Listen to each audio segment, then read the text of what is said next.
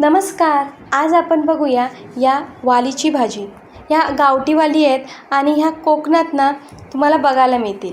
पटकन होणारी ही भाजी आहे आणि गावठी वाली असल्यामुळे एकदम भारी होते ही भाजी. या ज्या वाली आहेत ना त्या विळीने किंवा सुरीने कापण्यापेक्षा अशा हाताने मोडून घ्यायच्या. मोडता मोडता बघा याची जी शिगरं आहेत ना ती सहज निघून येतात. आणि एक महत्त्वाची गोष्ट म्हणजे ह्या वाली मोडायच्या आधीच या धुवून घ्यायच्या किंवा मोडल्यावर धुतल्यानंतर ही भाजी व्यवस्थित निथळून घ्यायची. पाणी जर याच्यामध्ये राहिलं ना तर ही भाजी खायला चांगली लागत नाही. ही आता भाजी तयार करूया. तर हे तेल गरम केलेलं आहे. याच्यामध्ये मोहरी घालायची, हिरवी मिरची घालायची, एक मोठा बारीक चिरलेला कांदा घालायचा, थोडीशी हळद घालायची. आता हे फोडणीत घातलेलं सगळं साहित्य व्यवस्थित मिक्स करायचं.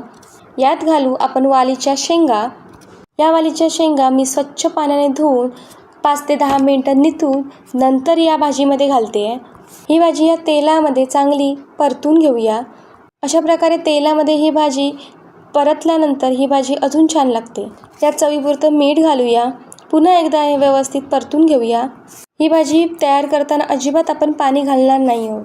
फक्त ही भाजी आपण वाफेवर शिजवून घेणार आहोत. जोपर्यंत या भाजीतलं पाणी सुकत नाही आणि या भाजीचा कलर बदलत नाही तोपर्यंत आपल्याला असंच झाकण ठेवून ही भाजी शिजवून घ्यायची आहे. बघा आपल्या भाजीचा कलर बदललेला आहे म्हणजे ही भाजी शिजलेली आहे.